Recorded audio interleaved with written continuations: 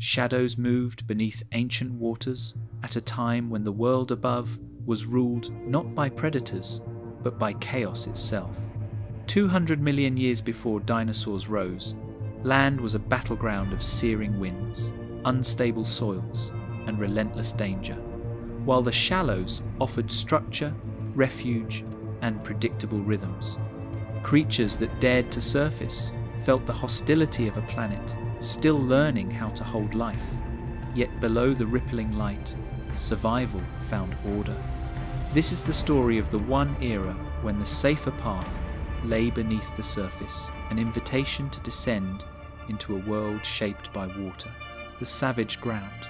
The land stretched endlessly beneath a sky heavy with shifting clouds, each gust of wind carrying the scent of scorched earth and distant rain.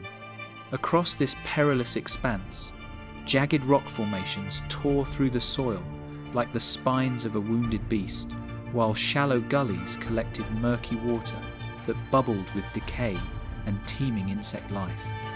Here, survival was dictated by a combination of vigilance, strength, and sheer luck, for predators roamed with unmatched audacity, and environmental hazards waited at every step. The terrain itself was treacherous.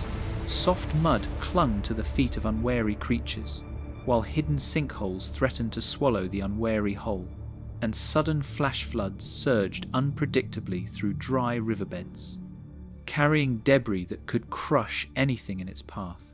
Amid this unforgiving landscape, Gorgonopsids, apex predators of the late Permian, stalked their prey with terrifying efficiency.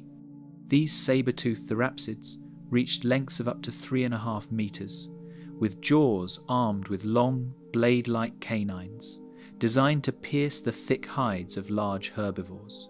Their limb structure, muscular and elongated, allowed bursts of speed across uneven ground, while their keen vision and acute olfactory senses enabled them to detect prey from over 100 meters away.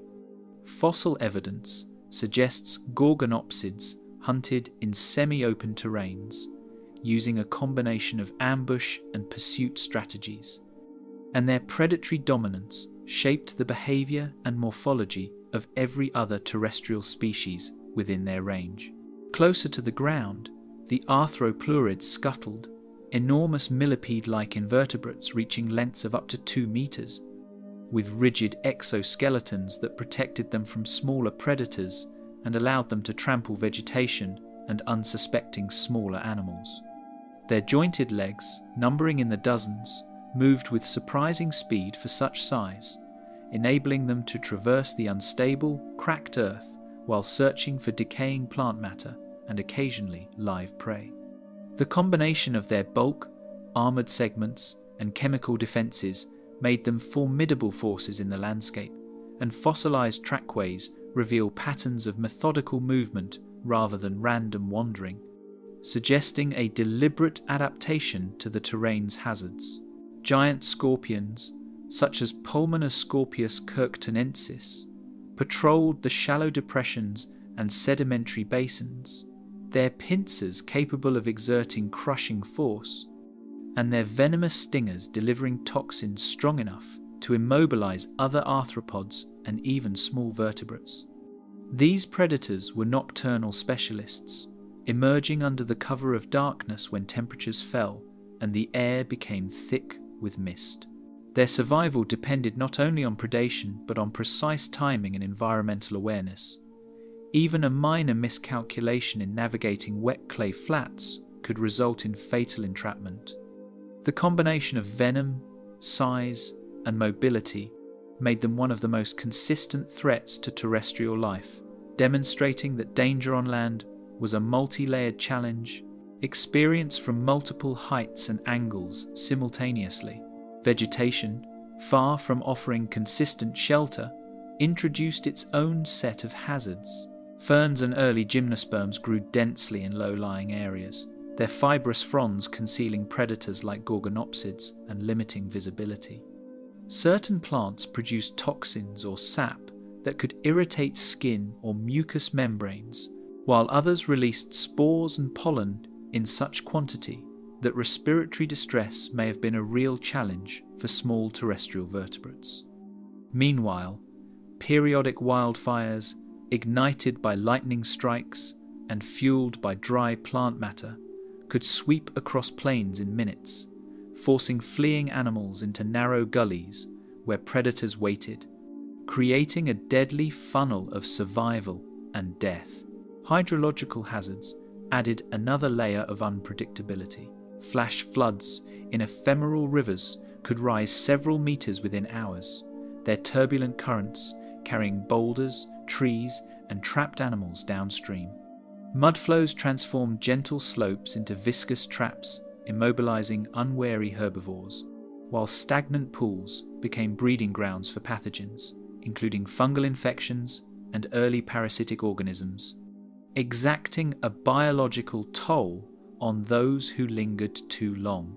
Fossilized sedimentary layers indicate that the frequency of these hydrological events was high, suggesting that any creature spending significant time on land faced not only predation, but also the relentless threat of environmental upheaval. Even the soil itself, dry and cracked under relentless sun, held latent dangers. Temperatures could rise to extremes during daylight, while nights brought sharp drops imposing thermal stress on ectothermic species. Some amphibians and early reptiles relied on burrowing to escape the heat or cold, yet not all terrain permitted excavation. Rocky outcrops and compacted clay made digging impossible, leaving species exposed. Tracks and burrows preserved in ancient strata demonstrate the spatial limitations imposed by substrate type, highlighting that survival depended on selecting precise microhabitats within a landscape of constant risk. Behavioral adaptations on land were therefore dictated by hazard avoidance at every scale. Herbivores such as parasaurs relied on massive body size and protective dermal armor to survive predator encounters, while nimble species like early diapsids employed speed, agility, and camouflage to navigate the fractured landscape.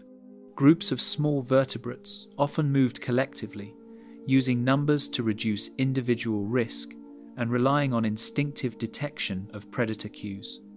Even reproductive strategies were influenced by terrestrial danger. Eggs had to be hidden in protective sites, and juvenile survival rates were low unless immediate cover or parental protection could be secured.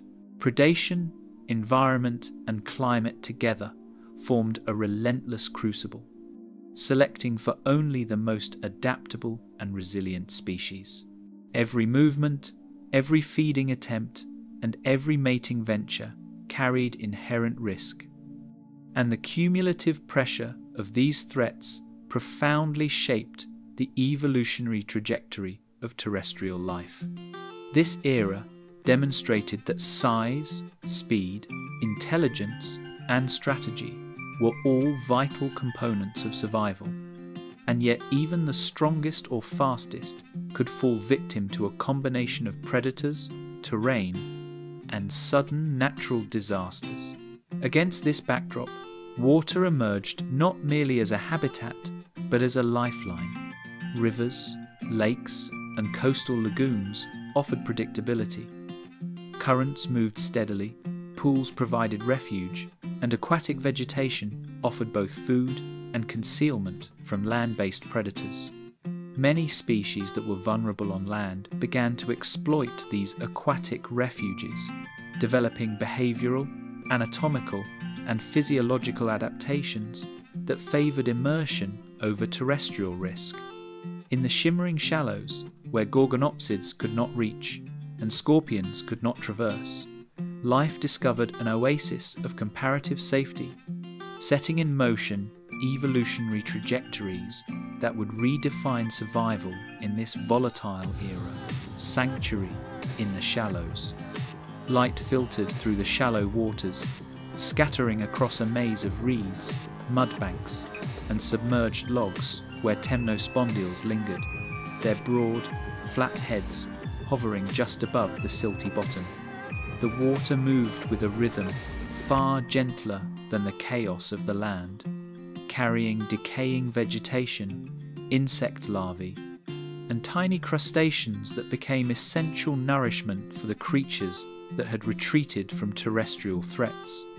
Temnospondyle amphibians, some measuring over a metre in length, pressed themselves into the muddy substrate, waiting with patient precision to snap up drifting prey, their wide jaws and rows of small conical teeth perfectly adapted for ambush. Each movement was deliberate. Even minor ripples betrayed the presence of others, demanding coordination and caution in a world where predator and prey shared the same sanctuary. Currents swept steadily through these shallow pools, bringing oxygen-rich water and sustaining early lungfish that navigated the silt-laden bottoms. Lungfish, with their primitive lungs, surfaced periodically to gulp air while probing the mud with fleshy, flexible fins, searching for insect larvae and small invertebrates. Their ability to switch between gill and lung breathing gave them an evolutionary advantage, allowing survival even when water levels dropped or oxygen concentration fell in stagnant pools. Sediment layers revealed traces of these movements, including shallow burrows where lungfish sought shelter from sudden storms or the approach of larger aquatic predators, illustrating that even within a haven, life demanded constant vigilance. Through mats of aquatic plants and dense reeds, microhabitats flourished with juvenile amphibians, tiny crustaceans, and small fish. These structural refuges offered protection from ambush predators like Hyneria, lurking in deeper channels, and eurypterids stalking through submerged vegetation. Juveniles learned to navigate narrow passages, weaving through tangled roots and plant stems with agility that would have been impossible on land, while still relying on instinctive freeze or flee responses to survive encounters with larger carnivores. In these underwater thickets, the interactions between predator and prey were measured, tactical, and often determined by subtle movements rather than brute force, a stark contrast to the lethal unpredictability of terrestrial encounters. The thermal stability of shallow waters also created advantages unseen on land. Sunlight warmed the pools during the day, sustaining metabolic activity for ectothermic species, while at night the water retained heat, buffering against rapid temperature drops. Oxygen gradients, influenced by plant photosynthesis and water flow, dictated activity patterns, with some species remaining motionless in oxygen-rich pockets and others venturing into marginal zones to forage.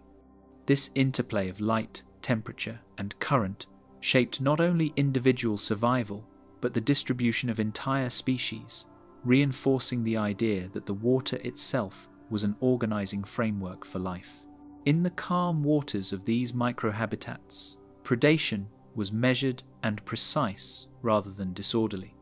Hyneria, an apex predatory fish exceeding 3 meters in length, used ambush strategies rather than high-speed pursuit, relying on murky water and subtle current shifts to conceal its approach.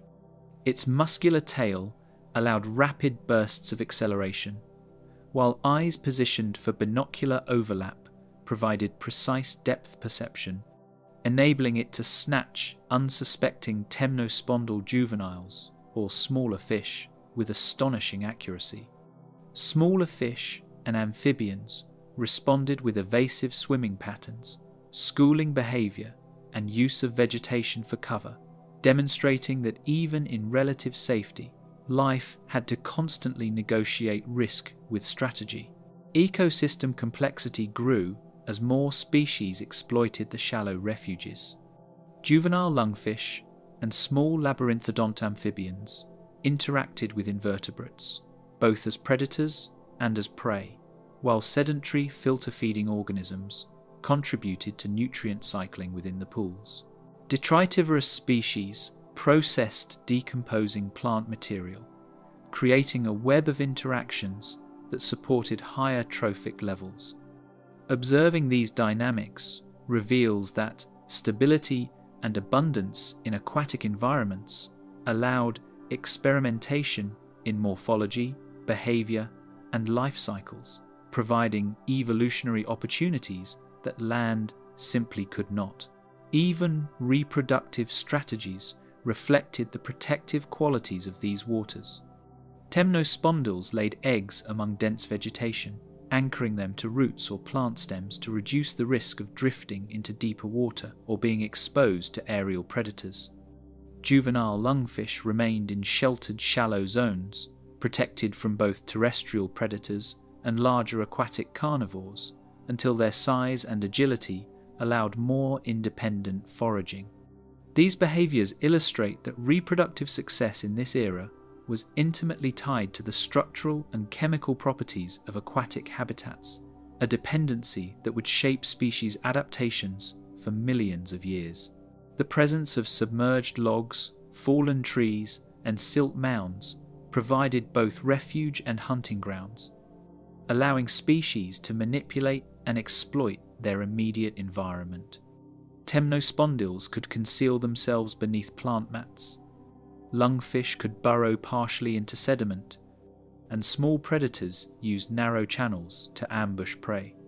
Such microhabitat specialization was facilitated by predictable water flow and substrate stability, emphasizing that environmental structure, as much as predator avoidance, dictated evolutionary pressures. In the shimmering shallows, the boundaries between predator and prey were dynamic and fluid, requiring constant attention, adaptability, and precise movement. Species developed enhanced sensory systems, lateral lines to detect vibration, eyes sensitive to low light, and tactile responses finely tuned to subtle water displacement. These adaptations, emerging in response to both opportunity and threat, demonstrated the remarkable ways life could exploit safety to refine skills, morphologies, and behaviors. By immersing themselves in these watery sanctuaries, temnospondyl amphibians, early lungfish, and countless other species discovered a world where survival depended less on the chaos of brute force and more on observation, patience, and subtle mastery of the environment. The shallow waters became a crucible of evolutionary innovation, where anatomical, behavioral, and ecological strategies converged to maximize security and access to resources. In these pools and lagoons, creatures learned the art of thriving in predictability, and while the land remained a place of peril, water offered a domain where life could experiment, adapt, and flourish, a prelude to the further transformations that awaited in fully aquatic existence.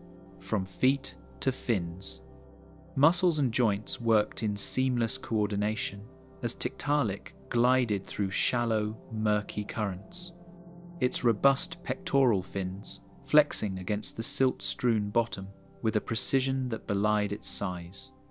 Each fin contained wrist-like bones and strengthened joints, allowing it to pivot, push, and brace itself against irregular terrain while keeping its body low to avoid detection by lurking predators.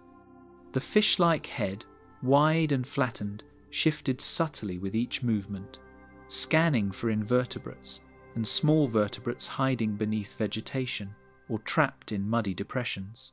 Fossil evidence reveals that Tiktaalik could support partial weight on its fins, enabling it to navigate temporary land incursions or dense underwater obstacles.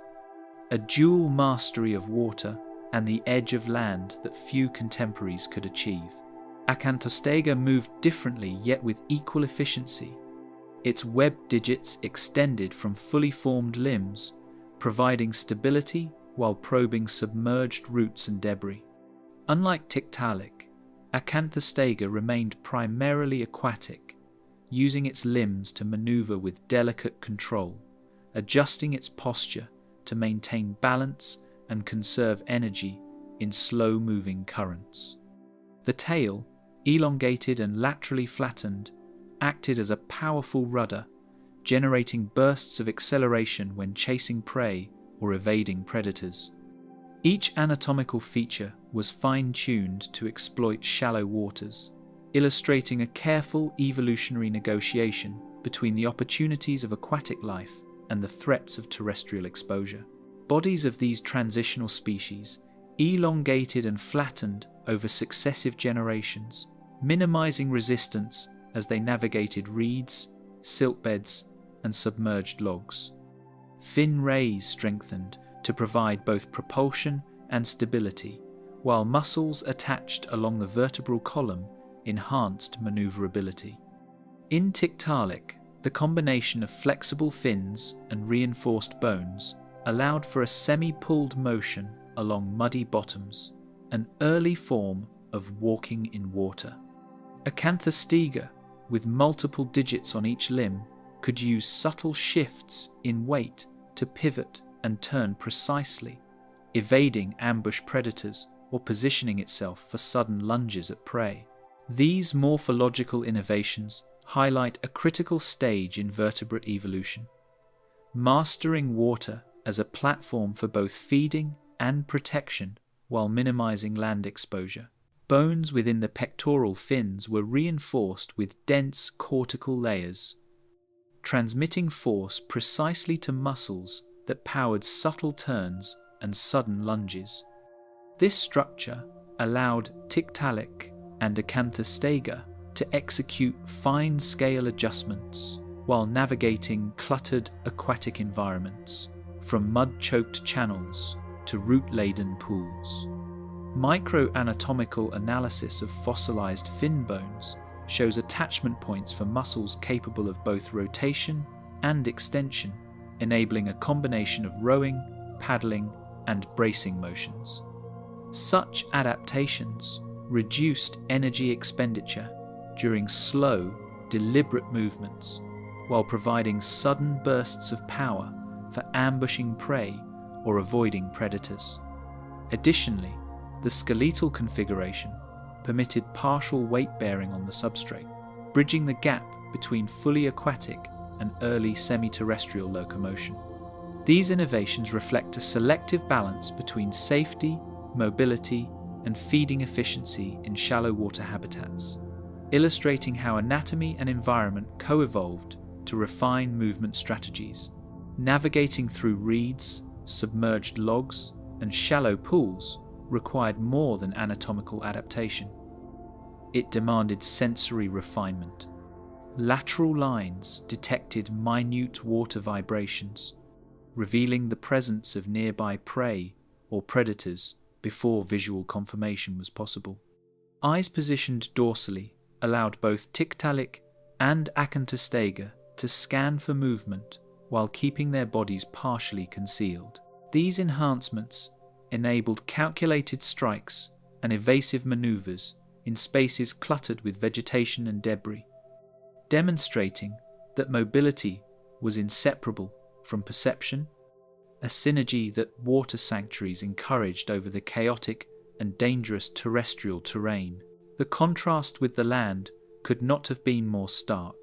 While gorgonopsids prowled, giant scorpions scuttled, and arthropleurids roamed the jagged terrain, these early tetrapods refined techniques that reduced dependence on terrestrial excursions. By learning to push, pull, and pivot through water, they accessed abundant food sources without risking exposure to terrestrial superpredators. The shallow pools and mudflats became arenas for experimentation, where the interplay between body structure and environment dictated success, shaping behaviors that would eventually allow for fully aquatic lifestyles or, in later lineages, confident terrestrial exploration. Comparisons with fully aquatic species, such as early lungfish and temnospondyl amphibians, reveal the subtle pressures driving this transition. While lungfish relied heavily on fin-based propulsion and periodic lung breathing, Tiktaalik and Acanthostega developed combinations of support and swimming that maximized versatility. Observing their movements in reconstructed habitats demonstrates a deliberate trade-off. Limbs strong enough to brace against obstacles or temporarily lift off the substrate, yet flexible and light enough to maintain efficient swimming. This dual capability exemplifies the evolutionary experimentation occurring in shallow, predator-safe waters, a crucible where anatomy and environment co-evolved in response to both opportunity and risk. Predation pressures within these waters also shaped locomotion strategies. Slow, controlled movements minimized detection by ambush predators such as Hyneria, while bursts of acceleration allowed sudden strikes at small prey or rapid retreats into vegetation. Limb motion became rhythmically linked with tail propulsion, producing a fluidity of movement that conserved energy over repeated journeys through these aquatic sanctuaries.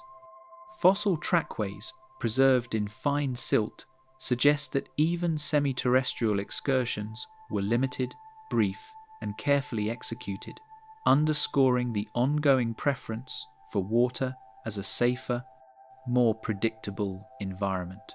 Every calculated movement, whether for hunting, hiding, or exploration, expanded the range of habitats that these transitional species could exploit. Pools connected by slow-moving streams offered corridors rich in invertebrates and small fish, while deeper channels provided temporary shelter from aerial or aquatic threats. By mastering these corridors, early vertebrates effectively minimized terrestrial risk, demonstrating that mobility and environmental awareness were as critical to survival as size, strength, or predatory capability. The shallow waters, structured by reeds, silt, and logs, were both stage and teacher, rewarding precision, experimentation, and patience. Through the subtle innovations of Tiktaalik and Acantostega, a pattern emerged. Life in water could be more than mere refuge. It could be a platform for exploration, foraging, and evolutionary experimentation. Limbs evolved not simply for terrestrial conquest, but for controlling motion in a dynamic, three-dimensional, aquatic world. Every adaptation enhanced access to food, protection from predators, and the ability to navigate complex environments, marking a decisive shift in the survival strategies of vertebrates. The interplay of anatomy, behavior, and environment revealed that mastery of movement in water was the gateway to both safety and opportunity, setting the stage for future species to traverse ever wider ecological frontiers while avoiding the lethal unpredictability of land. Hunters of the blue. Ripples betrayed Hyneria's approach long before it appeared, the murky currents bending around its muscular, elongated body as it glided through the deeper channels of the river. Its large, crescent-shaped tail generated sudden bursts of propulsion, while eyes positioned atop a flattened head scanned for movement along the silty bottom. Rows of sharp, conical teeth, some exceeding 5 centimeters in length, were perfectly aligned to seize struggling prey, and its strong pectoral fins allowed brief stabilization against submerged logs or mudbanks. Fossilized gill and muscle structures suggest bursts of energy could be deployed with startling precision, giving this apex predator a near unstoppable capacity for ambush in shallow water, where smaller vertebrates like juvenile temnospondyls and early lungfish were both vulnerable and abundant. Eurypterids, the giant sea scorpions, prowled the riverbeds and marginal lagoons with a predatory elegance of their own. Their segmented exoskeletons, armoured with rigid plates, protected them from both environmental hazards and counterattacks, while jointed walking limbs tipped with spines allowed grasping and precise manipulation of prey. Specimens reaching over 2 meters long could crush or pin down even moderately sized vertebrates, while their flexible tails and paddle-like appendages powered controlled swimming in pursuit or retreat. Sensory hairs along their limbs detected subtle vibrations, alerting them to nearby prey or predators and making them formidable hunters in a world that seemed safe only in surface appearance. Fins flexed and tails lashed as prey species responded with rapid, calculated movements. Temnospondyls, lungfish, and early tetrapods used lateral line systems to sense water displacement and detect the approach of predators before they were visually apparent. When Hyneria lunged from the shadows, prey executed directional bursts and zigzag swimming, weaving through submerged vegetation or ducking behind silt mounds. Fossilized trackways and sediment impressions suggest that such evasive maneuvers were highly coordinated, highlighting a level of behavioral sophistication rarely attributed to vertebrates of this era. Camouflage became a language of survival.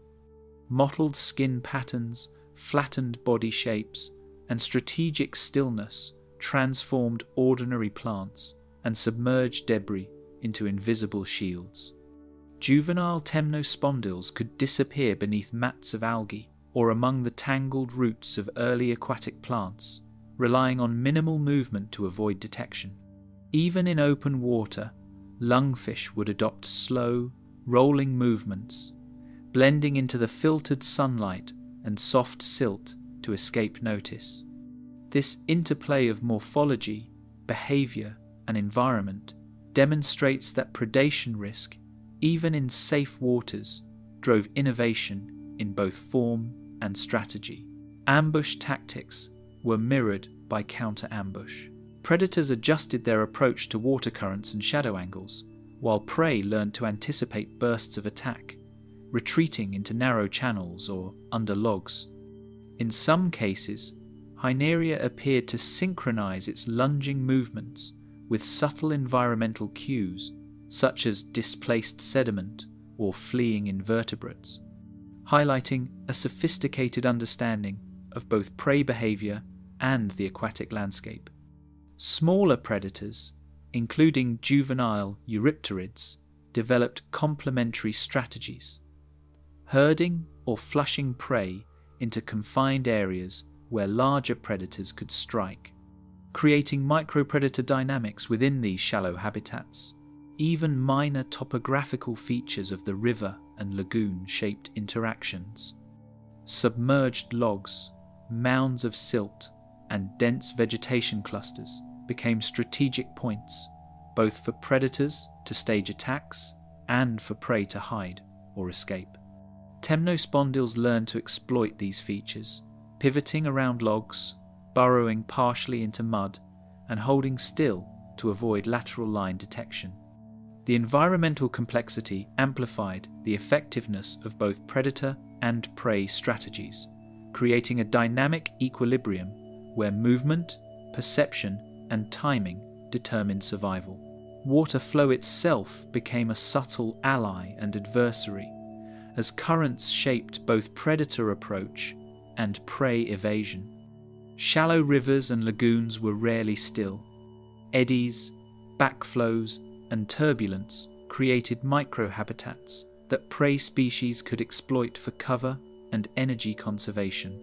Juvenile temnospondyls often position themselves in low-velocity zones behind submerged debris, allowing them to remain hidden while expending minimal effort. Similarly, early lungfish adjusted their orientation to take advantage of upstream currents, drifting silently toward feeding grounds while staying alert to predators. Fossilized sediment patterns suggest that predators like Hyneria timed their lunges with areas of faster flow, using momentum to amplify strike speed, while eurypterids leveraged tail and limb strokes to navigate complex microcurrents with minimal drag.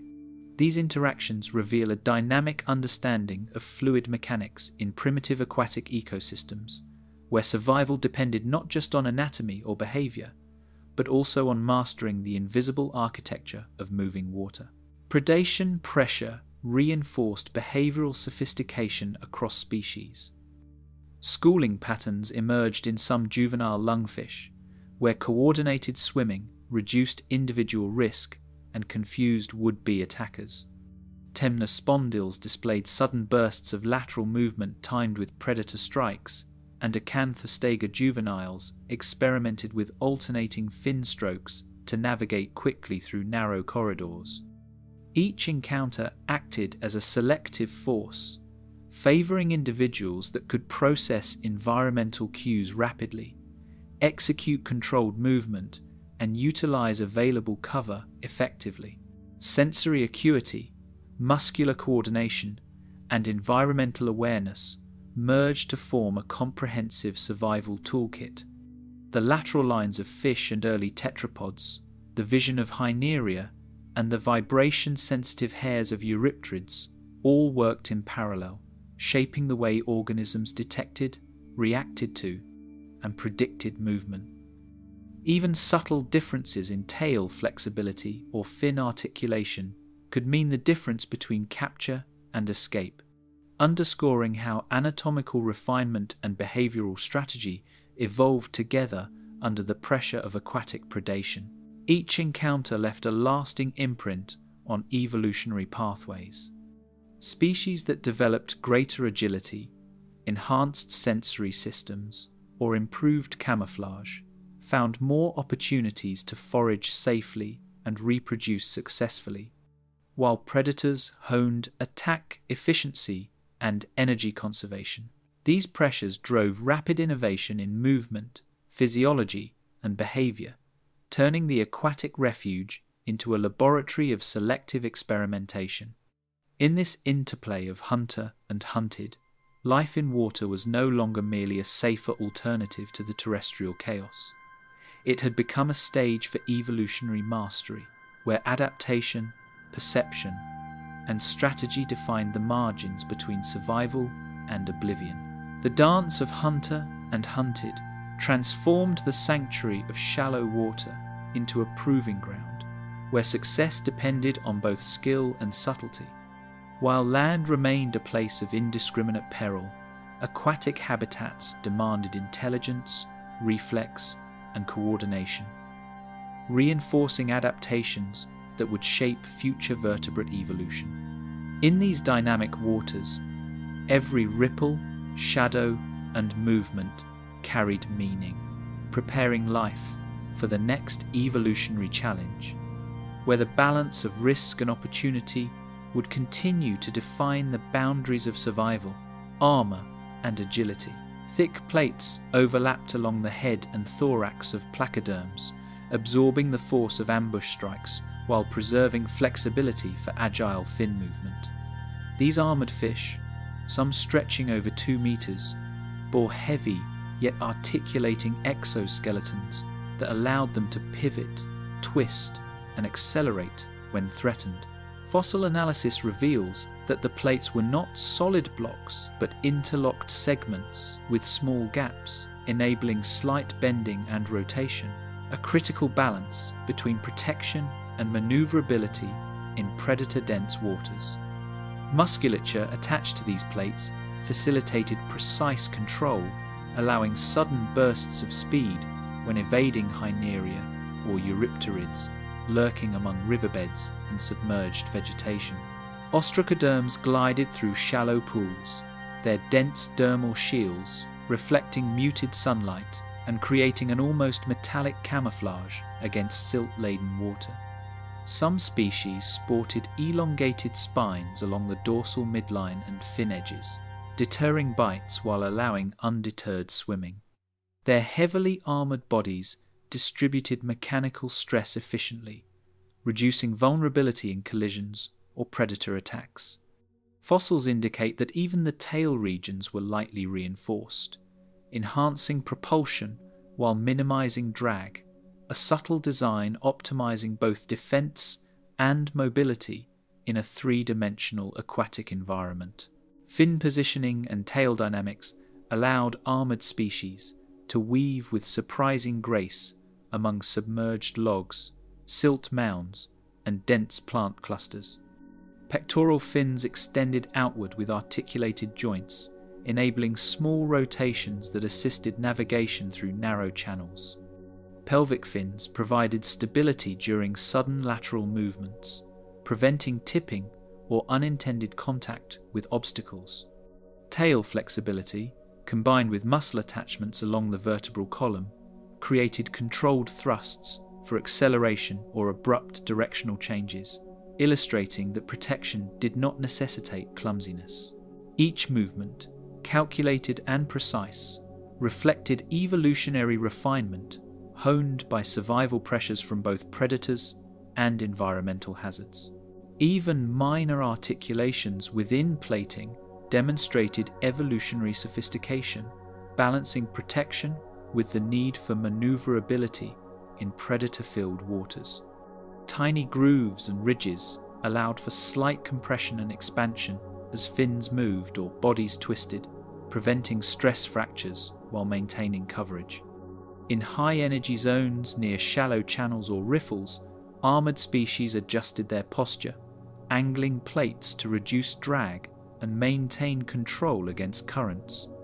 These subtle innovations reveal that the evolution of armour was not merely defensive, but integrally linked with hydrodynamics, energy efficiency, and spatial awareness, allowing life to thrive in habitats where unarmoured species struggled.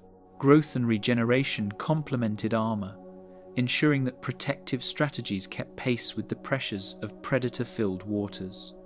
Placoderms and ostracoderms did not remain static after hatching. Fossil evidence shows incremental growth of plates and dermal armour throughout their lives, with new layers forming at edges and around joints. This continuous development allowed juveniles to survive early vulnerabilities while gradually increasing resistance to larger predators. In addition, fin rays and tail musculature strengthened over time, improving swimming efficiency as body mass and armour increased.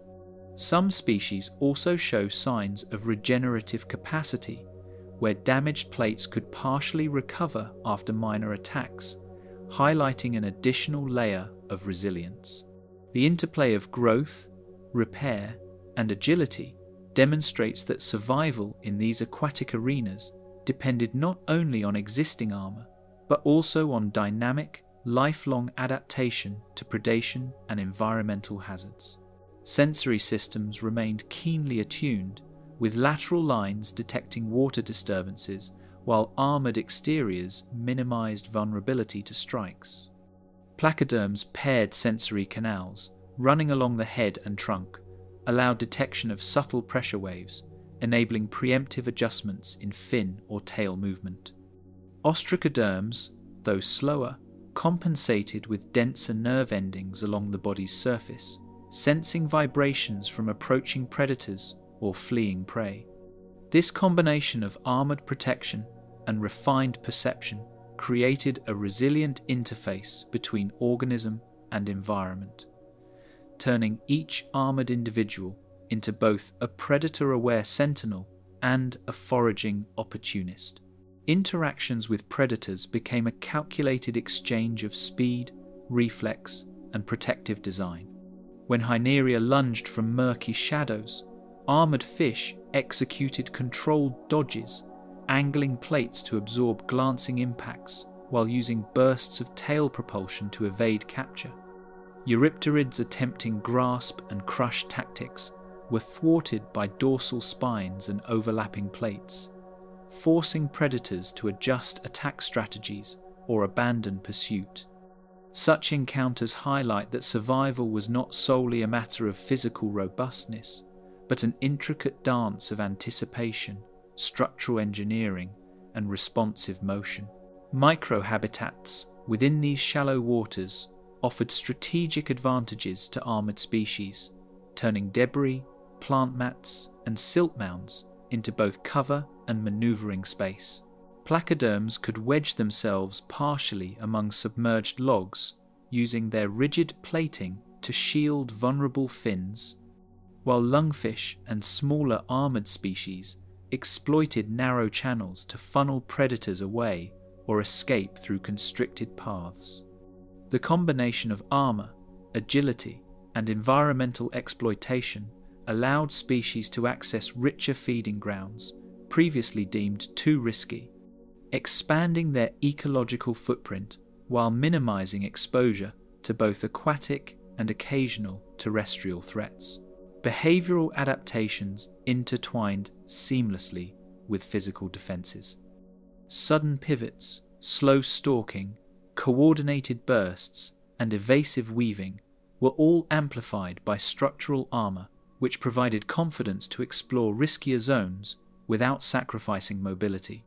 Fossilized trackways and sediment impressions suggest these movements were repeated and patterned, indicating that individuals learned, adapted, and perfected techniques over their lifetimes.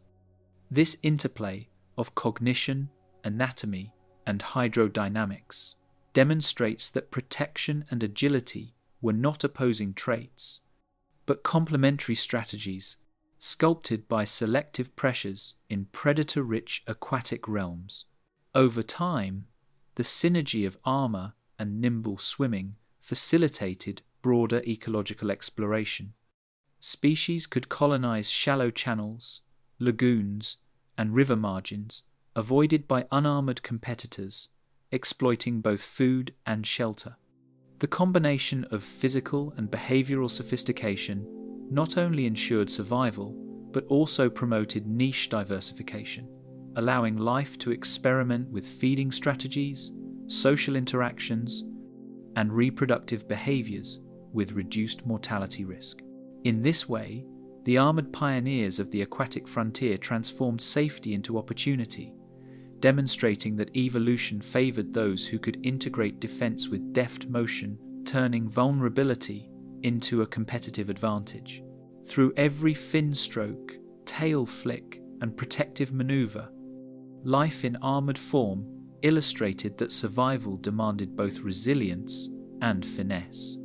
The balance of offense, defense, and precise navigation transformed predator-laden waters into arenas for innovation, where structural design met behavioral acumen. As species ventured deeper into complex aquatic habitats, they redefined the relationship between risk and reward, proving that adaptation in motion and armor could turn the hazards of water into pathways for exploration, growth, and evolutionary triumph. These same pressures and innovations would lay the groundwork for the next stage, where even richer habitats awaited those able to master both body and environment. Havens of life. Where protective designs once dictated survival, ecological architecture now shapes the destinies of species seeking quieter waters. Reefs, lagoons, and tangled mangrove-like root systems formed natural fortresses where early aquatic life could forage, hide, and reproduce with a reduced risk of predation. The interplay of light, shadow, and water movement created a three-dimensional landscape in which every crevice, overhang, and root mat was a potential refuge. Within this mosaic, life experimented with specialization, exploiting niches that required neither brute strength nor armor, but rather awareness, adaptability, and a keen sense of place. Across limestone outcrops and coral-like structures, dense microbial reefs created labyrinths of crevices that sheltered early invertebrates and juvenile vertebrates alike. Tabulate corals and stromatoporoids grew in layered colonies, forming small towers and tunnels just wide enough for young labyrinthodonts to slip through, but too narrow for larger aquatic predators such as Hyneria. Fossilized impressions suggest these nooks also supported mollusks and tiny arthropods, creating bustling mini-ecosystems where feeding, hiding, and growth were intimately linked to the structure of the reef itself. Such architectural complexity allowed juveniles to develop behaviors and locomotor skills within a protected arena, learning to navigate currents, avoid predators, and forage efficiently. Between these sheltered protrusions, suspended sediments filtered sunlight into shimmering gradients that guided young labyrinthodonts toward insect larvae and small crustaceans. These animals relied on lateral line systems to detect subtle water movements, exploiting calm eddies to hunt while remaining concealed. Even minor variations in sediment density affected visibility, subtly influencing feeding success and predator detection. These micro-environmental nuances transformed the simple act of foraging into a strategic dance, demonstrating that survival was as dependent on perceptive skill as on physical prowess or armored protection. Within warm coastal lagoons, fluctuating salinity sculpted communities dominated by hardy juvenile lungfish, whose spiral-valved intestines allowed efficient digestion of detritus, small mollusks, and other benthic organisms. Shallow margins experience cycles of evaporation and replenishment, concentrating nutrients and creating pockets of high productivity. Fossil evidence indicates that these juveniles often congregated in dense groups, a social behavior likely aimed at diluting predation risk and exploiting the richest feeding zones. By mastering such ephemeral environments, lungfish and similar species gained an advantage over less adaptable competitors, establishing strategies that would endure across evolutionary time. Amid tangled root-like networks of early vascular plants, silt-stabilizing rhizomes formed natural nurseries where soft-bodied arthropods thrived beyond the reach of major predators. The roots not only anchored sediment, but also created labyrinthine passageways where small fish and amphibians could shelter, feed, and breed with minimal exposure to threats. Detritus accumulated among these roots, fueling microbrich layers that supported invertebrate populations, which in turn fed vertebrate juveniles. The intertwining of biological and geological structures turned these areas into hotspots of productivity, highlighting the intimate link between habitat complexity and survival success. In the labyrinthine reefs, competition and cooperation intertwined as juvenile lungfish and small amphibians navigated overlapping territories with cautious precision. Microhabitat partitioning allowed multiple species to exploit similar resources without direct conflict, while subtle behavioral cues like schooling or following helped reduce predation risk. Fossil and trace evidence suggests that certain invertebrates even provided a form of indirect protection for juveniles, offering warning signals or acting as moving cover. These interactions shaped not only immediate survival, but also developmental trajectories, teaching young vertebrates to forage intelligently, avoid danger, and negotiate social complexity within a safe environment. Near the seabed, mats of photosynthetic algae generated thriving micro-ecosystems that sustained mollusks, trilobite descendants, and tiny fish seeking safe foraging routes. Algal fronds attenuated light, creating dappled shadows that provided cover while still allowing enough illumination for predatory or scavenging activity. Fossilized remnants of these mats indicate that their density influenced predator-prey interactions, acting both as concealment and as a conveyor of nutrients within the food web. In this layered environment, juvenile vertebrates could develop sensory acuity, refining movements, strikes, and evasions before ever confronting larger predators. Currents and shifting sediments constantly reshaped the shallow waters, demanding both flexibility and foresight from inhabitants of these aquatic sanctuaries. Juvenile labyrinthodonts adjusted movements to avoid sudden turbidity, while lungfish could burrow or exploit sediment pockets during low oxygen episodes. Invertebrates anchored themselves to stable substrates or clung to vegetation to withstand water movement, and algae mats shifted, creating ever-changing patterns of light, shadow, and food availability.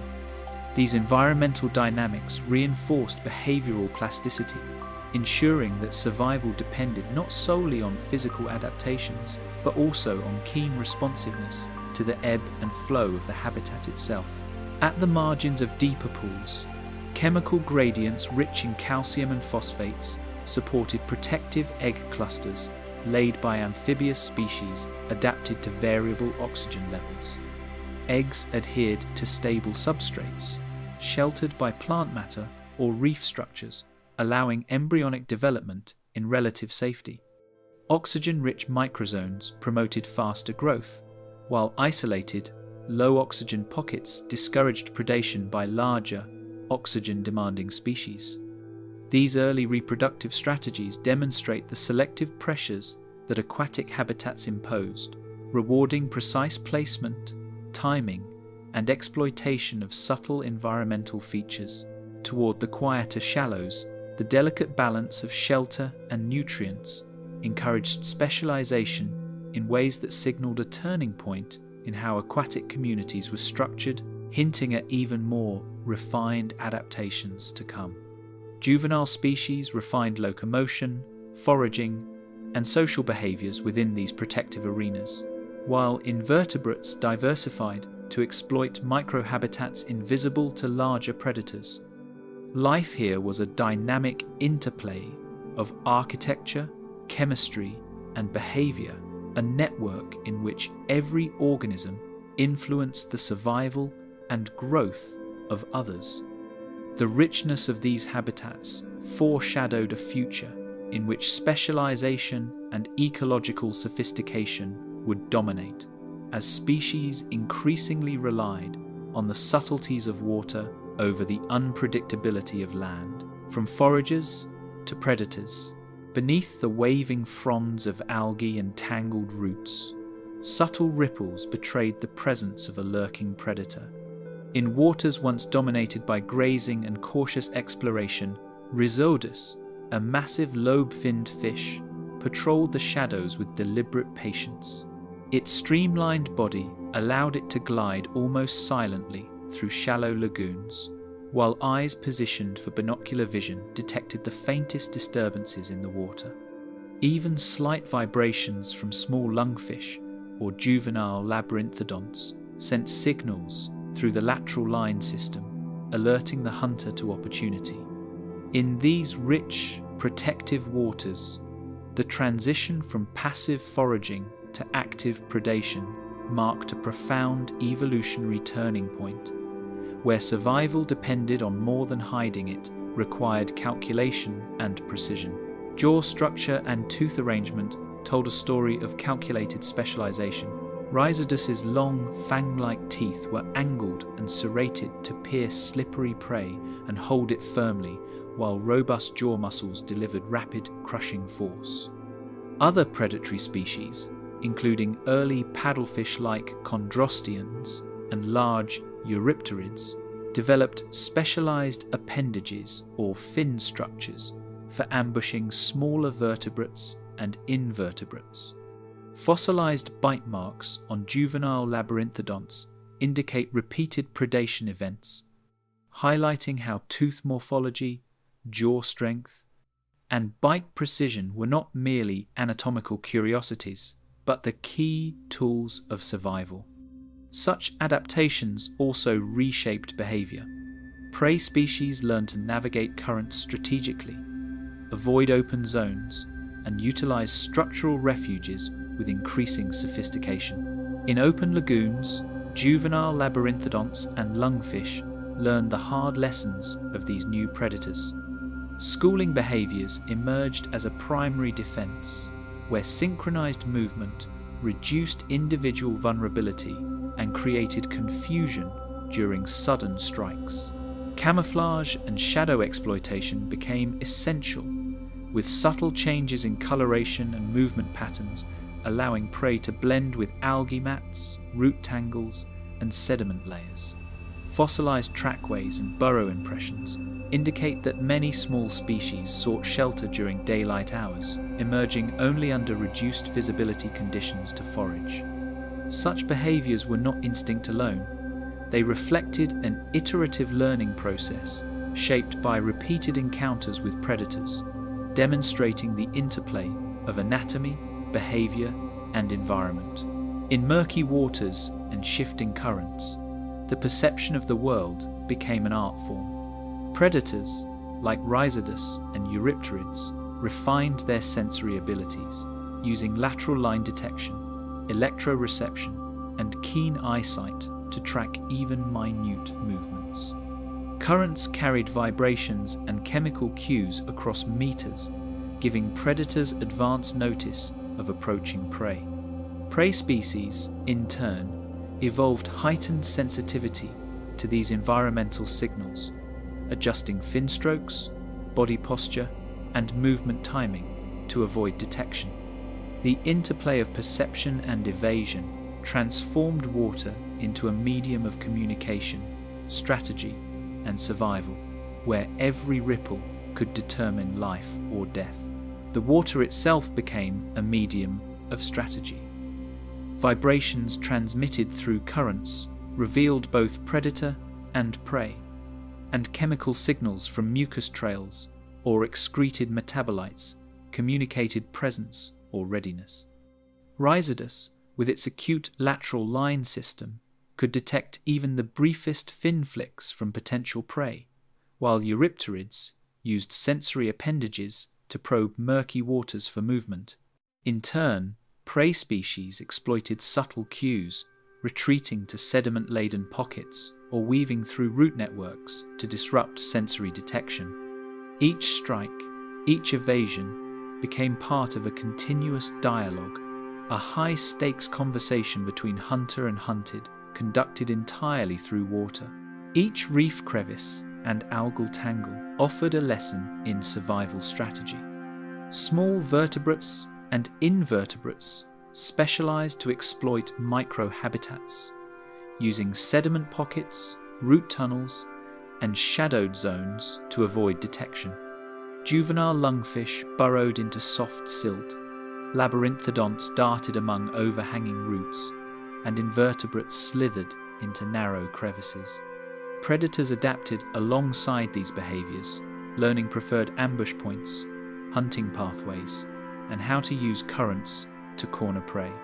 This dynamic reinforced selective pressure on both hunters and hunted, creating localized hotspots of interaction where ecological complexity intensified with each generation. Each successful strike reshaped local food webs. The removal of vulnerable juveniles influenced competition among remaining species, while predation pressure drove specialization in foraging, reproductive timing, and habitat selection. Smaller vertebrates adapted by exploiting narrow crevices, shifting feeding times to avoid peak predator activity, or developing thicker scales and spines for protection. Invertebrates, from burrowing mollusks to armored ostracoderms, responded with behavioral shifts, altering the timing and location of grazing and sheltering. The emergence of active hunters thus created a complex web of interdependence, where the evolutionary success of one species was intrinsically tied to the adaptive responses of many others. Predators such as Rhizodus relied on a combination of stealth, burst speed, and sensory acuity, exploiting both structure and light to their advantage. Fossil evidence shows that these fish could accelerate rapidly in short bursts, a skill critical for ambushing prey in the shallow, obstacle-filled environment. Similarly, Eurypterids used their paddle-like limbs to maneuver with precision, cornering smaller fish or amphibians against root tangles or sediment ridges. These behaviors required not only anatomical specialization, but also environmental awareness, demonstrating that intelligence, strategy, and perception were as important as raw power in survival. The arms race between hunter and hunted intensified, creating selective pressures that favored rapid adaptation. Prey species that could outmaneuver predators, detect subtle vibrations, or exploit previously unused microhabitats had higher survival rates, while predators refined their hunting strategies through both anatomical improvements and behavioral innovation. Fossilized remains indicate that this dynamic led to increased diversity in both predatory and prey lineages, with repeated cycles of adaptation reinforcing ecological complexity. In these waters, life learned that safety, abundance, and opportunity were inextricably linked to vigilance, skill, and adaptation. Even within the protected labyrinths of reefs and lagoons, survival demanded ingenuity as the line between refuge and risk continually shifted beneath the surface. Juvenile vertebrates developed acute timing, refined reflexes, and precise fin movements, while predators constantly recalibrated their strategies to exploit weaknesses or environmental changes. Observing these interactions is akin to watching a living network of cause and effect, a choreography of survival that balances stealth, aggression, and awareness in three-dimensional space. This delicate tension between hunter and hunted not only defined the day-to-day life of these creatures, but also laid the evolutionary groundwork for more complex, predatory, and defensive behaviors in aquatic ecosystems to come. The art of ambush, currents whispered secrets of approaching danger and opportunity alike, carrying the faintest vibrations of struggling prey or the subtle sweep of a predator's fin. In these waters, patience was as lethal a weapon as jaws or claws, and understanding the medium itself became essential for survival. Every ripple, shadow, and suspended particle could betray or conceal a creature, transforming even a brief passage through a lagoon into a careful negotiation with life and death. Hidden among submerged roots and creeping vegetation, eurypterids lay coiled and motionless, their segmented bodies camouflaged against sediment and plant matter. With every passing second, their paddle-like limbs twitched imperceptibly, ready to propel them with sudden velocity at any unsuspecting fish or amphibian that drifted too close. Fossil evidence from Devonian and Carboniferous beds reveals traces of repeated ambush activity, where eurypterids exploited the same microhabitats over generations, honing precision and patience into an art form. Ambush fish hovered in still pockets beneath overhangs, their flattened bodies and muted coloration making them almost invisible against the silty bottom. Species such as early acanthodians employed subtle, energy-efficient adjustments to remain motionless for extended periods, conserving oxygen while scanning for prey. Their eyes, oriented to maximize field coverage, detected the faintest disturbances in light or water movement, ensuring that any approach by juvenile labyrinthodonts or small lungfish would not go unnoticed. Juvenile labyrinthodonts froze mid-stroke, relying on sensory perception rather than brute speed alone. Their lateral line systems detected vibrations, allowing them to sense predators hiding just beyond sight, while their slender bodies could slip silently into narrow crevices or under mats of vegetation. Survival required the mastery of stillness and timing. Even a single twitch or splash could invite lethal attention. These behaviors were iterative, honed by repeated encounters and reflected in both fossilized trackways and preserved plant impressions that indicate frequent use of hidden routes. Water itself became a conduit for strategy, carrying vibrations and chemical signals that informed both hunters and prey. Rhizodus and other active predators sensed these currents, interpreting minute fluctuations in pressure to predict movement and locate hidden prey.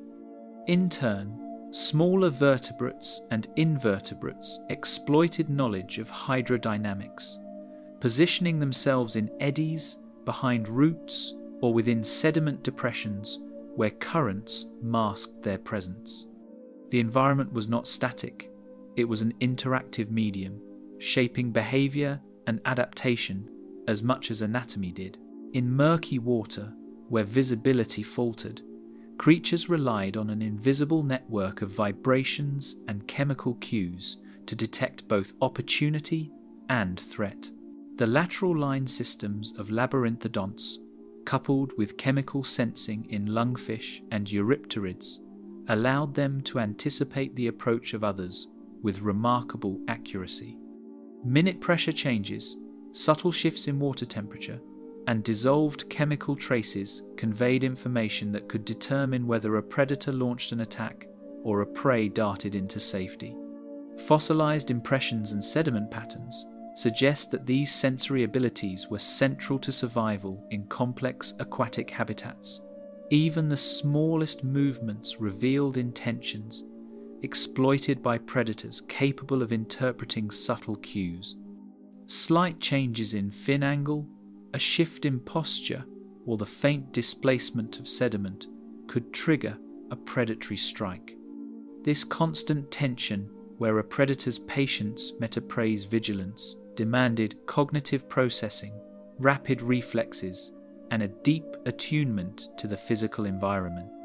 Evolution selected for creatures that could balance these demands, producing a community in which stealth, timing, and awareness became as critical as teeth or armor. Every snarl of roots, every patch of floating vegetation, reshaped the tactics of hunter and hunted alike. Predators like rhizodus and ambush fish learned to calculate angles of approach, exploiting shadows and obstacles to mask their presence until the final strike. Prey species, in turn, developed zigzag escape routes, used multiple hiding spots, or froze for long stretches to avoid detection. Fossilized trackways and sediment impressions document repeated patterns of ambush and evasion, revealing a sophisticated interplay between environmental complexity and behavioral adaptation that shaped evolutionary trajectories. Refuge within dense vegetation required precise navigation. One misstep could expose a labyrinthodont or lungfish to a waiting eurypterid, while overexposure risked detection by rhizodus patrolling nearby channels. Fossilized burrows and plant root impressions reveal how prey species navigated these labyrinthine zones with a mix of caution and efficiency. They learned to exploit light gradients, shadowed recesses, and structural complexity to remain undetected, gradually refining behaviors that would become inherited survival strategies over generations. Over time, microhabitat specialization became a crucial determinant of survival. Juvenile lungfish and small amphibians adapted to use narrow sediment pockets, tangled roots, and algae mats as staging zones, while predators learned to anticipate prey movements and identify the most profitable ambush locations. These interactions drove localized evolutionary pressures, shaping morphology, behavior, and community structure. Predators became more precise, prey more vigilant, and both co-evolved within the constraints and opportunities of their watery environments. The interplay of stealth, patience, and timing reshaped local food webs.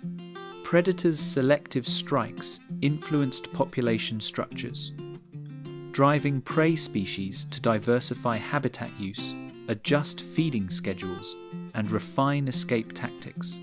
Fossil evidence shows repeated predation patterns, suggesting a continuous feedback loop where behavioral innovation in both predator and prey drove ecological complexity. Each ambush was not merely a hunt, but an evolutionary lesson, teaching species the critical importance of observation, restraint, and adaptation in a three-dimensional, dynamic environment. Every motion in these shadowed waters demanded mastery of timing, movement, and perception, defining life itself. Stealth and patience transformed lagoons, reefs, and vegetation mats into arenas where every ripple could signal opportunity or danger. The creatures that thrived were those who embraced subtlety as survival, honing skills that would influence future aquatic lineages. From these interactions emerged a sophisticated choreography of life, a prelude to even more refined adaptations, where safety, strategy, and environmental mastery would dictate evolutionary success. Migration through safe waters.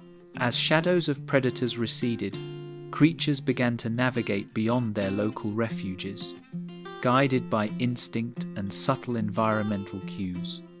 Shallow lagoons, winding rivers, and sun-dappled channels became arenas of deliberate movement, where survival depended not merely on stillness, but on mastering the art of passage. Every bend in a river, every submerged log, presented both hazard and opportunity, demanding attention, precision, and the ability to anticipate danger while seeking nourishment. Early coelacanths and juvenile labyrinthodonts began exploring corridors that allowed them to access richer food sources without the unpredictable perils of land.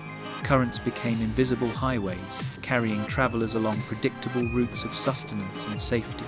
Species learned to exploit these flows, letting water assist their propulsion while reducing the energetic cost of long-distance travel. Fossil evidence from Devonian and Carboniferous deposits reveals sedimentary traces aligned along repeated paths, indicating that migration routes were habitual and guided by environmental conditions. These routes optimized access to aquatic vegetation, invertebrate prey, and shallow hunting grounds, demonstrating that migration was a sophisticated ecological strategy rather than random movement. Early coelacanths synchronized fin movements to maintain energy-efficient paths through rivers and lagoons. Their lobed fins allowed precise control in currents, facilitating navigation around debris, submerged vegetation, and the shifting contours of riverbeds. This fine motor control enabled coelacanths to exploit both shallow hunting zones and deeper resting areas, minimizing exposure to larger predators like Hyneria while maximizing foraging efficiency. Juvenile labyrinthodonts relied on physical landmarks, water chemistry, and subtle temperature gradients to navigate complex waterways.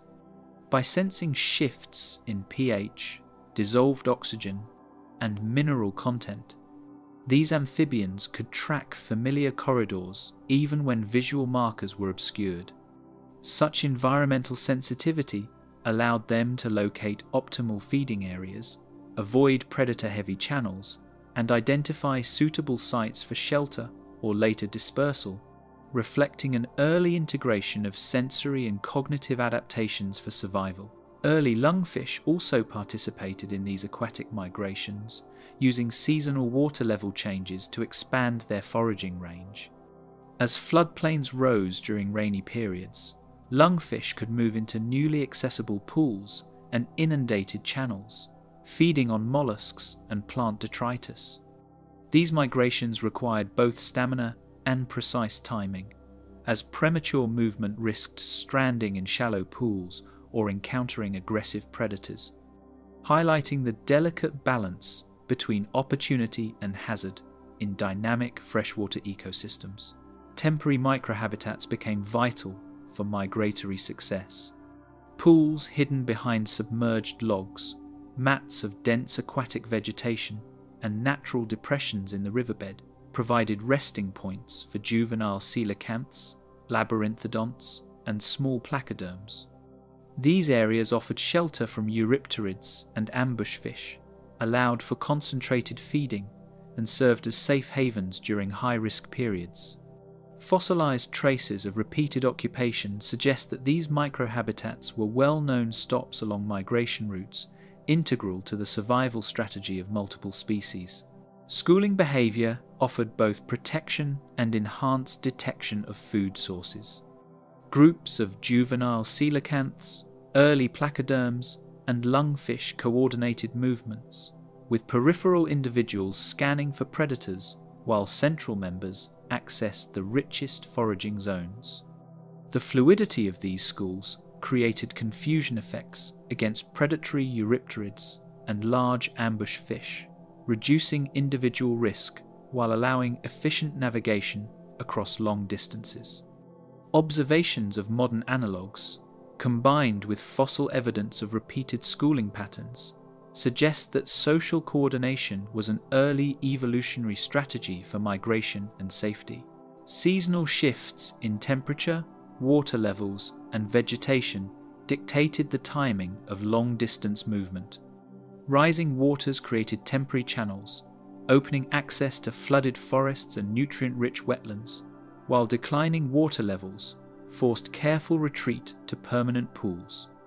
These seasonal rhythms also influenced breeding cycles, as certain shallow zones provided safer spawning grounds for species such as juvenile labyrinthodonts and placoderms.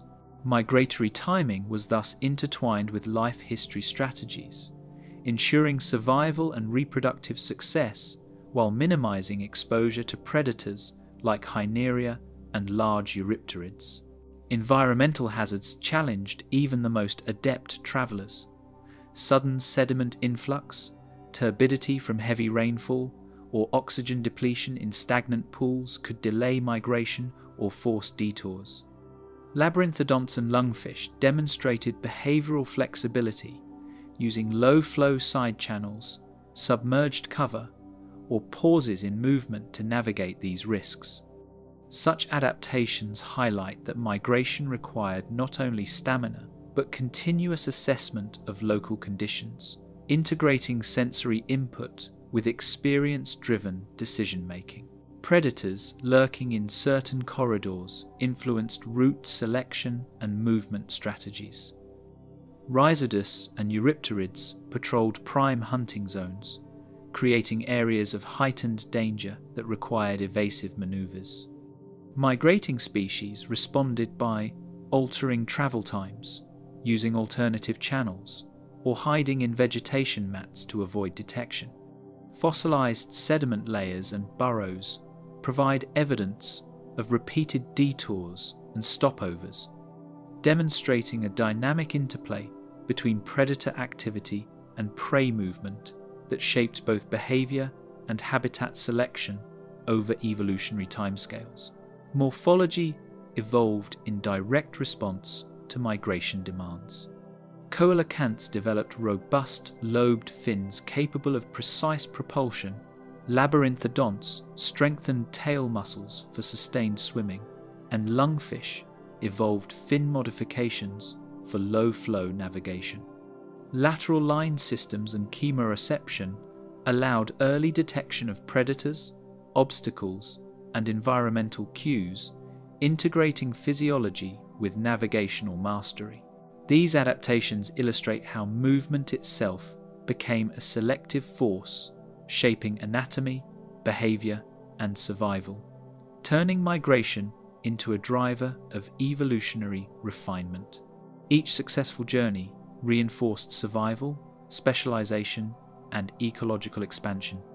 By mastering aquatic corridors, species could exploit dispersed food sources, colonize new habitats, and avoid the lethal unpredictability of land.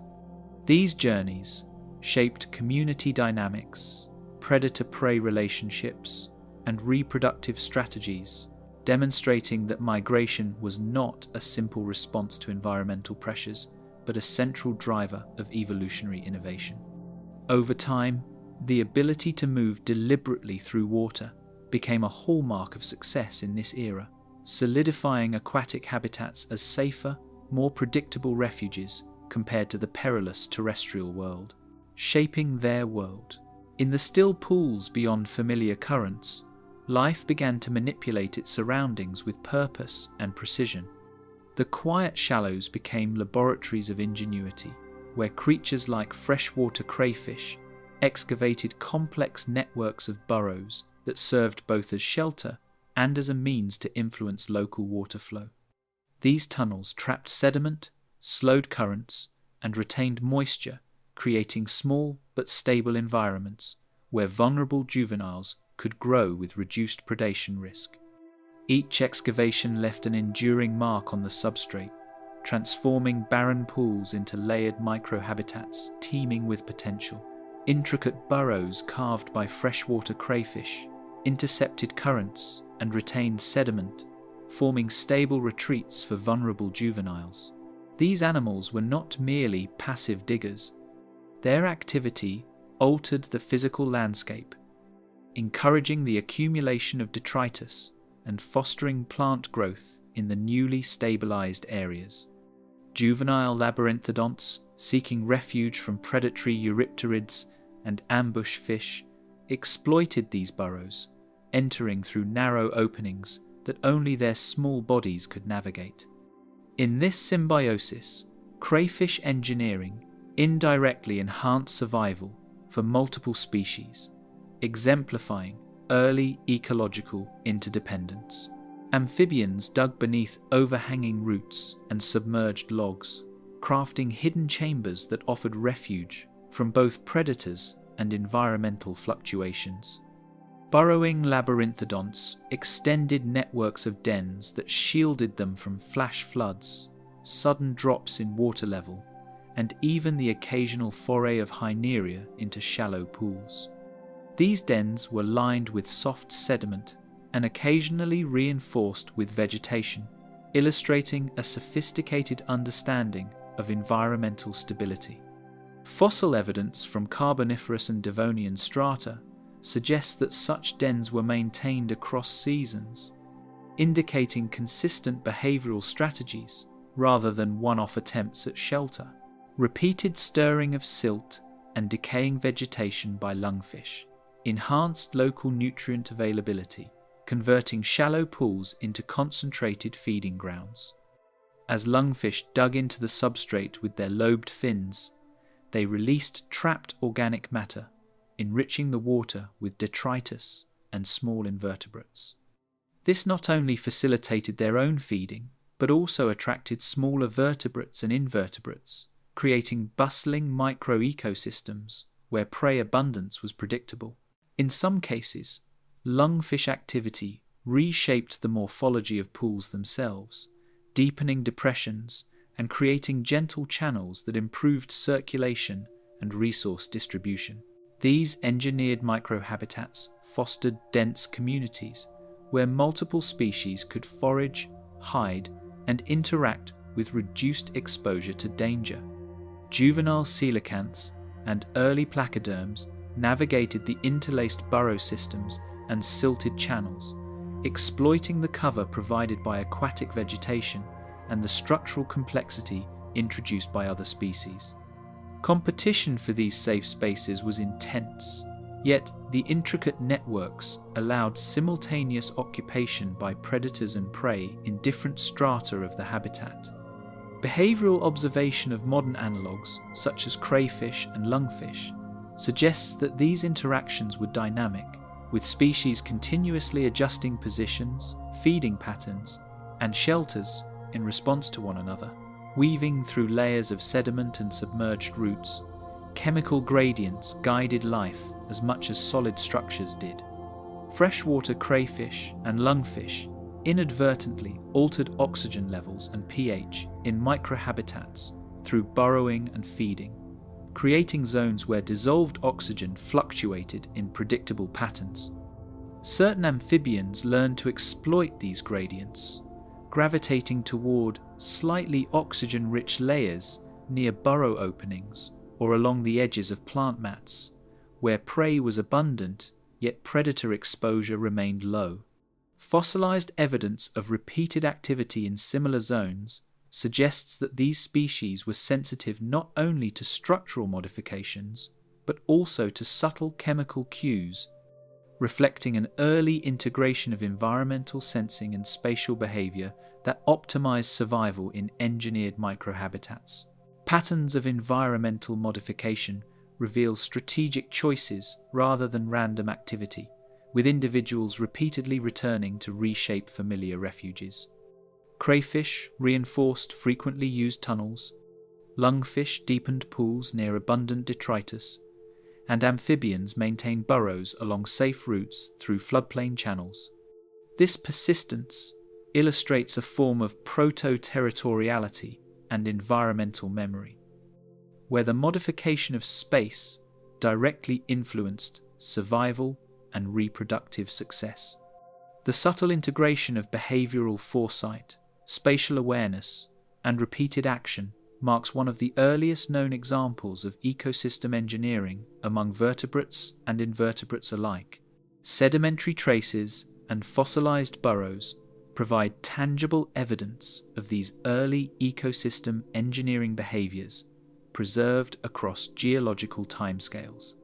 Fossil slabs reveal repeated burrow patterns, compacted sediment walls, and layers of organic material that correspond to repeated habitation and sediment displacement. Trace fossils attributed to lungfish and amphibians demonstrate not only locomotion and feeding activity, but also deliberate shaping of the substrate to create more navigable or resource-rich environments. These geological records allow scientists to reconstruct the interactive networks of life in ancient waters, highlighting how behavioral innovation left measurable signatures on ecosystems. The physical alterations to rivers, channels, and pool floors influenced water flow, plant colonization, and sediment deposition, creating dynamic habitats over time. Pools sculpted by digging and sediment rearrangement became reservoirs for smaller prey, safe spawning areas for amphibians, and feeding hotspots for coelacanths and placoderms. Plant mats, stabilized by crayfish burrows, offered additional cover and nutrient cycling, supporting a denser and more predictable food web. The cumulative effect was an ecosystem increasingly structured by the active choices of its inhabitants, demonstrating that aquatic survival depended as much on manipulation of the environment as on locomotion or predation. Predatory species had to navigate this increasingly complex landscape, adapting hunting strategies to contend with hidden shelters and labyrinthine corridors. Hyneria and large eurypterids encountered obstacles that slowed or redirected their approach, forcing them to rely on ambush points near entrances or deeper, less concealed channels. This constant adaptation between prey-driven habitat modification and predator response created a dynamic feedback loop where engineering behaviors directly influenced selective pressures, reinforcing survival strategies for both sides of the predator-prey equation. Through persistent manipulation of their surroundings, aquatic species expanded the boundaries of survival, demonstrating that life could actively craft safety and opportunity rather than merely respond to it. By shaping microhabitats, these organisms transformed shallow pools, floodplain channels, and sheltered lagoons into safer, resource-rich environments, reducing the need for hazardous excursions onto land. This subtle, cumulative engineering not only enhanced survival, but also set the stage for further specialization, ecological diversity, and evolutionary innovation, highlighting the profound ways in which life could harness its environment to transcend the limitations imposed by terrestrial danger. The perilous shoreline. At the margin of the water, limbs trembled against unstable mud and jagged rocks, a stark reminder that survival beyond the aquatic refuge demanded precision, timing, and endurance. Amphibians, like early labyrinthodonts and lungfish, ventured cautiously, testing the stability of each substrate while maintaining proximity to water in case rapid retreat became necessary. Every step presented challenges. Desiccating sunlight threatened delicate skin, irregular terrain threatened balance, and unseen predators waited in shaded recesses. Unlike the predictable currents and shelters of rivers and lagoons, land was chaotic, requiring constant vigilance and adaptability that many species could not yet master. Sun-scorched banks presented hazards beyond predation. Thermoregulation became critical as water-dependent skin risked drying out under midday heat. Juvenile lungfish and small amphibians displayed intermittent movement patterns, pausing under shaded vegetation or partially submerged logs to prevent moisture loss while scanning for threats. Fossilized impressions suggest that early tetrapods measured each advance, moving in spurts synchronized with environmental cues such as shadows, water flow, and substrate texture. These excursions were not aimless. They were calculated for survival, revealing an early sophistication in behavior that integrated perception, risk assessment, and environmental memory. Moisture gradients dictated survival more than any predator's shadow. Early amphibians and lungfish had to constantly monitor the microclimate of the shoreline, seeking pockets of humidity beneath leaf litter, moss, or sediment depressions. Fossil evidence indicates that some labyrinthodonts exploited areas near evaporating pools where higher humidity persisted longer, reducing the risk of desiccation during extended excursions. Skin secretions may have supplemented this strategy, helping retain moisture and allowing slightly longer terrestrial activity than previously assumed. Such adaptations highlight the delicate balance between physiology and environmental awareness, demonstrating that survival on land depended not only on avoiding predators, but also on managing hydration in a physically unforgiving setting. Tracks preserved in silty sediment reveal careful navigation, calculated pauses, and repeated routes. Some labyrinthodonts returned repeatedly to the same shallow pools, suggesting recognition of safe paths and locations, offering both nourishment and escape routes. Fossilized footprints often converge toward temporary depressions or moist channels, hinting at the selective logic behind every terrestrial step. These patterns indicate that early vertebrates possessed not only physical adaptations for movement, but also behavioral strategies that prioritize survival over exploration, a contrast to the freedom and predictability they enjoyed in aquatic environments. Navigating the floodplain waters, juvenile lungfish relied on bursts of coordinated motion to stay ahead of ambush predators like large arthropods and gorgonopsids. By synchronizing terrestrial excursions with brief periods of shade, rain, or low predator activity, they minimized exposure. Physiological adaptations supported these maneuvers, reinforced limb structures, fin-like appendages capable of limited terrestrial propulsion, and efficient respiratory mechanisms that allowed short-lived excursions without compromising water-dependent metabolism. These innovations reflect how selective pressure on even limited terrestrial movement shaped early vertebrate evolution. Nest placement reflected a delicate balance between proximity to water and predator avoidance. Early amphibians deposited eggs in shallow depressions near protective vegetation mats, where humidity slowed desiccation and nearby pools provided easy return routes. Evidence from fossilized embryonic clusters suggests that some species synchronized egg-laying with rainfall or seasonal floods, ensuring rapid submersion after development began. The interplay of environmental cues, predator presence, and reproductive timing illustrates the complexity of survival strategies on land, highlighting that even brief terrestrial activity required careful planning, instinct, and sensory awareness. Faced with lurking predators, creatures adjusted their paths, relying on shaded vegetation, fallen timber, and burrows to hide their movements. Fossilized trackways show repeated detours around predator hotspots, and some impressions suggest rapid sprints when danger approached. Large gorgonopsids and predatory arthropods patrolled these margins, reinforcing the message that land was inherently treacherous. These encounters forced early vertebrates to optimize movement efficiency, balance energetic expenditure, and integrate environmental feedback in real time, a level of behavioral sophistication that foreshadowed more advanced terrestrial adaptations in later lineages. Driven by seasonal waters, landward journeys appear in the fossil record as synchronized with rain and flooding.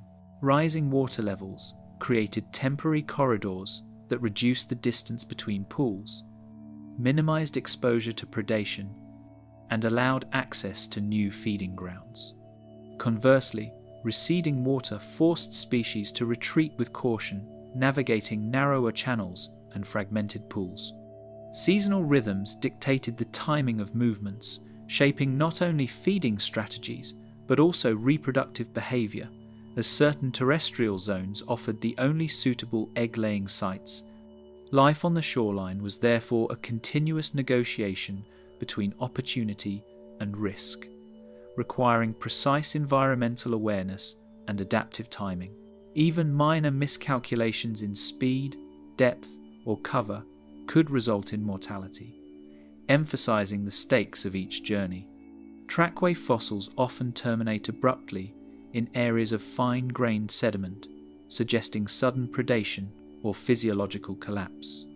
These abrupt endings remind us that life on land was not merely inconvenient, it was actively lethal for species poorly adapted to its demands.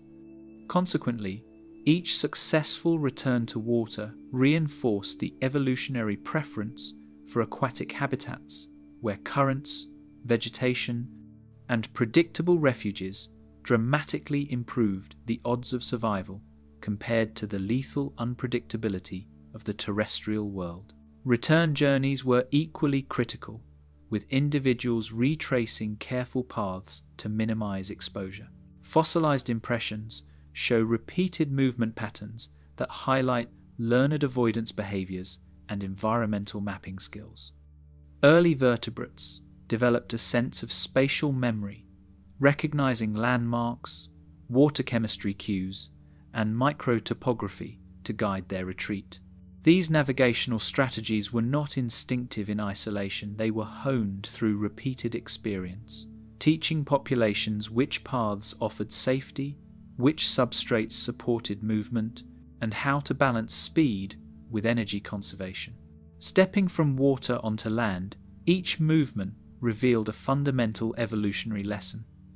The safety of water was a selective advantage that could not be fully replicated on land.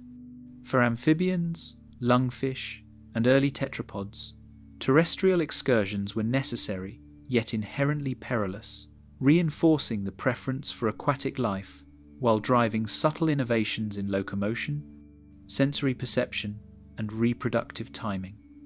The shoreline was a crucible, a place where even brief exposure tested every adaptation developed in safer waters. In navigating these margins, species deepened their mastery of the aquatic world, understanding that survival depended on exploiting predictable environments and avoiding terrestrial chaos, setting the stage for further evolutionary refinement in entirely water-bound or semi-aquatic niches. Masters of the liquid realm, under the shimmering veneer of the floodwaters, currents dictated the tempo of life and survival. Species that had once hesitated at the edge of land now moved with assured confidence, their bodies sculpted to navigate every nuance of flow. Early coelacanths adjusted fin angles with subtle micro-movements, controlling propulsion and stability with remarkable precision, while labyrinthodonts relied on tail undulations and limb paddling to thread through submerged logs and vegetation mats. Here, motion was not random. Every stroke conserved energy, avoided predators, and maximized access to food, demonstrating a mastery of water that land could never offer. Every ripple told a story, signaling the presence of prey, predator, or a safe corridor. Lateral line systems detected minuscule pressure changes, while chemosensory organs interpreted dissolved chemical cues across meters of water. Even in murky, sediment-laden channels, species such as juvenile lungfish and temnospondyls could anticipate approaching eurypterids or hyneria, adjusting course before the threat became immediate. This sensory integration transformed the aquatic environment into a medium of prediction, where knowledge of currents, flow rates, and subtle environmental gradients equaled survival. Biochemical cues in the water also played a crucial role, in survival and social coordination. Certain species, such as juvenile labyrinthodonts and early lungfish, released pheromones to signal the presence of predators or to mark feeding zones, allowing conspecifics to respond without visual confirmation. Similarly, decomposing plant material and microbial byproducts subtly altered water chemistry, guiding foraging decisions and habitat selection. Fossilized sediment cores and geochemical analyses indicate that these chemical interactions were consistent across regions, suggesting that early aquatic communities had already developed complex networks of indirect communication, enhancing both survival and resource exploitation. Submerged vegetation and debris not only provided cover, but also shaped hunting and foraging behavior. Fossilized impressions of root mats and fallen logs reveal that labyrinthodonts and juvenile coelacanths frequently navigated around these structures, using them as ambush sites or protective barriers.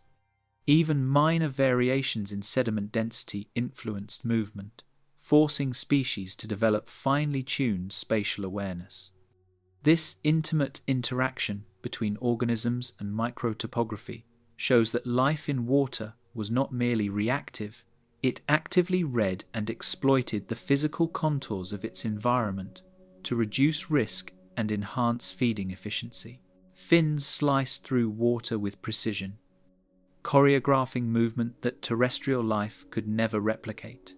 The coelacanth's robust lobed fins and Acanthostega's flexible digits allowed navigation in 3 dimensions, turning obstacles into advantages.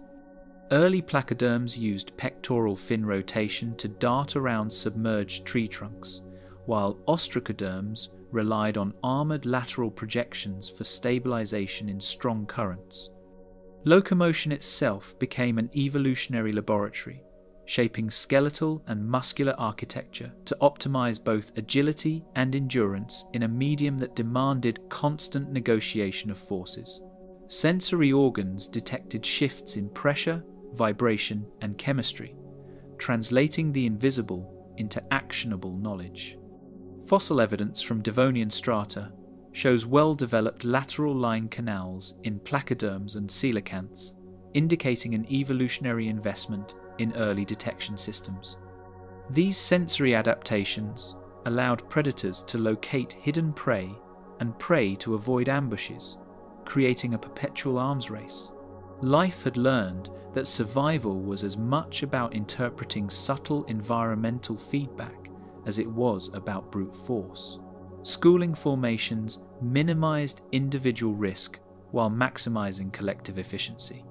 Groups of coelacanths, lungfish, and juvenile labyrinthodonts coordinated movements so that peripheral members scanned for threats while interior individuals focused on feeding. The fluidity of these groups confused predators, reduced encounters with ambushing eurypterids, and facilitated the efficient exploitation of nutrient-rich zones. Fossilized trackways and bedding plane evidence suggest that schooling behavior was habitual, not occasional, demonstrating an early sophistication in social coordination that enhanced both survival and foraging success. Breeding strategies synchronized with environmental cues, ensuring offspring survived in predictable habitats. Seasonal floods and rising water levels created temporary spawning grounds where eggs could develop with minimal risk. Early amphibians and lungfish timed their reproductive cycles to coincide with these ephemeral pools, utilizing inundated vegetation for cover and nutrient-rich detritus for larval growth. The predictability of water enabled life to manipulate timing, ensuring that reproduction complemented environmental dynamics and reinforced the advantages of aquatic specialization. Predators and prey alike adapted to microhabitats that exploited cover, depth, and water flow. Crevices, submerged roots, and dense mats of aquatic vegetation became essential theatres for both hunting and evasion. Rhizodus, with its elongated jaw and serrated teeth, patrolled deeper channels, while ambush, fish, and eurypterids lurked in shadows and under ledges. Prey species learned to exploit vertical and horizontal gradients, hiding in shallow riffles, beneath logs, or along vegetation edges, demonstrating a complex understanding of their environment and the selective pressures shaping behavior. Hydrodynamic refinements extended beyond limbs and fins to body shape and surface texture. Coelacanths exhibited subtle ridges along their scales that reduced drag and improved maneuverability in turbulent flows, while lungfish developed streamlined bodies to traverse shallow, winding channels with minimal energy expenditure. Placoderms, in addition to armored plating, displayed flattened ventral surfaces, allowing rapid bursts along riverbeds to evade predators. These anatomical features highlight how natural selection favored an integrated suite of traits, behavioral, muscular, and morphological, optimized for navigation, hunting, and survival within the intricate three-dimensional matrix of aquatic habitats. Even the smallest invertebrates contributed to ecosystem stability, forming the foundation of an intricate food web. Freshwater crustaceans, insect larvae, and mollusks provided abundant sustenance for small vertebrates, while burrowing behaviors altered sediment structure, creating oxygenated zones and microhabitats for juvenile species. These interactions amplified the ecological complexity of shallow waters, showing that mastery of the liquid realm extended beyond locomotion and hunting. It encompassed the subtle shaping of entire communities to enhance survival prospects. By the era's end, water was no longer merely refuge. It was a stage where life achieved mastery over chance and chaos.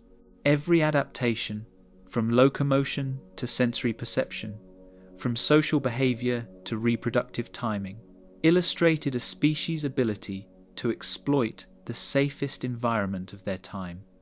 Aquatic habitats offered predictability, protection, and access to resources, and species that embraced these advantages flourished, setting the foundation for future vertebrate diversification into rivers, lakes, and oceans. In perfecting life in water, these creatures demonstrated a fundamental evolutionary truth. Survival is maximized not by resisting danger blindly, but by mastering the medium in which existence unfolds. In the end, we're left with the haunting memory of a world turned inside out, where survival flowed more easily through water than over trembling, unfamiliar ground.